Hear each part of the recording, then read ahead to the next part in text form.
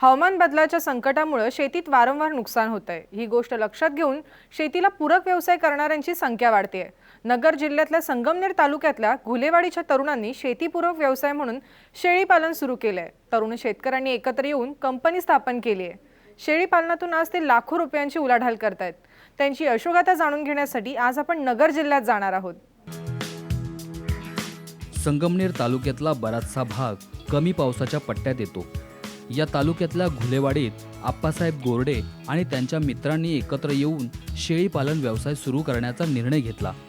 गेल्या जवळपास 3 ते 4 वर्षांपासून ते शेळी पालन करतायत। शिरोही, सोजत, अजमेरी आणि उस्मानाबादी जातीच्या शेळ्यांचं संगोपन करतायत। आम्ही या व्यवसायामध्ये साधारणतः 3 ते 4 वर्षापासून तर आम्ही गोट फार्मचा व्यवसाय करतोय।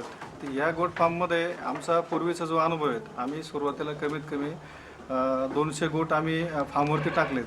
तर त्या गोटपासून ते आम्ही जे 2-3 वर्षाचा जो अनुभव आहे, तर त्यामध्ये उत्पन्न आमच्या माहितीनुसार चांगलं बऱ्यापैकी आम्हाला उत्पन्न त्यामध्ये ते भेटलं। आता त्यामध्ये आम्ही साधारणतः उस्मानाबादी काही प्रमाणात उस्मानाबादी घेतल्या होत्या।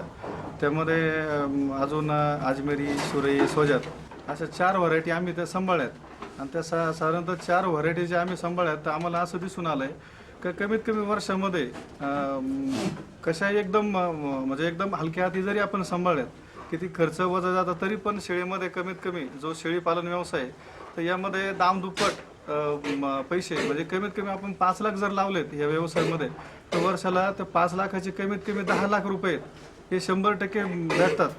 शेळी पालनातून चांगला नफा मिळवण्याचं तंत्र गोरडे आणि त्यांच्या मित्रांना गवसलंय। सुरुवातीला त्यांनी एकत्र येऊन जवळपास 10 ते 12 लाख रुपयांची गुंतवणूक केली। शेळी पालनात गुंतवलेले पैसे जवळपास वर्षभरात वसूल होतात असा त्यांचा अनुभव आहे। 5 महिन्यातून एकदा शेळी जणते, तर वर्षभरात साधारणतः एक शेळी 2दा जणते। पण एक 14 महिन्याचं जरी आपण हे जर केलं, 14 महिन्याचं आपण कॅल्क्युलेशन जरी केलं, तर कमीत कमी 14 महिन्यामध्ये आपल्याला 4 बकरं भेटतात। आणि एक व्यावसायिक हिशोबाने जर बघायचं म्हटलं, तर आपण तेच जे काय पिलं आहे, तर ते आपण एक 4-4 महिने जरी सांभाळलं, तर ते बाजारमध्ये त्याला कमीत कमी 5,000 रुपये इतकी किंमत भेटू शकते। त्या 5,000 रुपयाचा हिशोब जर बघितलं, तर आपल्याला 14 महिन्यामध्ये 20,000 रुपये एका शेळीपासून उत्पन्न भेटतात। तर म्हणजे आपण खर्च वजा जाता तर कमीत कमी आपल्याला 15,000 रुपये तर 12,000 रुपये कमीत कमी सगळं वजा जाता शेतकऱ्याला एका शेळीमागे शिल्लक राहतात। आप्पासाहेब आणि त्यांच्या मित्रांनी बिजांकुर गोट फार्म या नावानं कंपनी सुरू केली आहे। या कंपनीच्या माध्यमातून शेळी पालनाचा व्यवसाय जोमात सुरू आहे।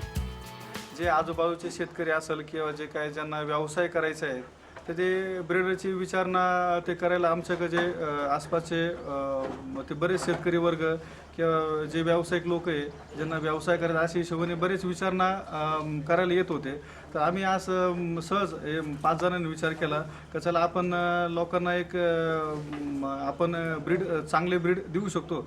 अशा एक माध्यमातून आम्ही काय केलं, एक प्रायव्हेट लिमिटेड जे बिजांकुर ॲग्रो फार्म प्रायव्हेट लिमिटेड या कंपनीची रजिस्टर कंपनी आम्ही ती स्थापन केली।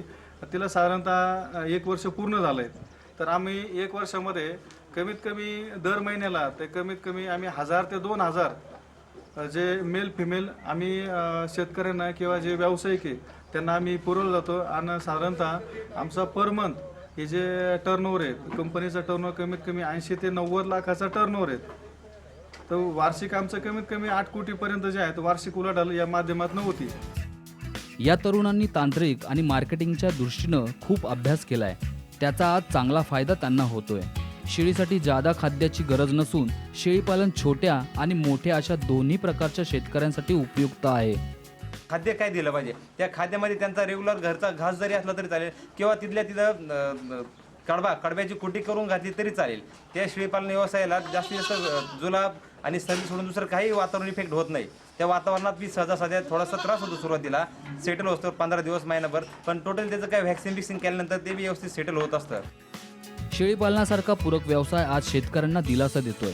कमी चारा, कमी खर्च, कमी कालावधी आणि कमी श्रमात हा व्यवसाय मोठ्या प्रमाणात नफा देऊन जाणारा असल्याचा शेतकऱ्यांचा अनुभव आहे।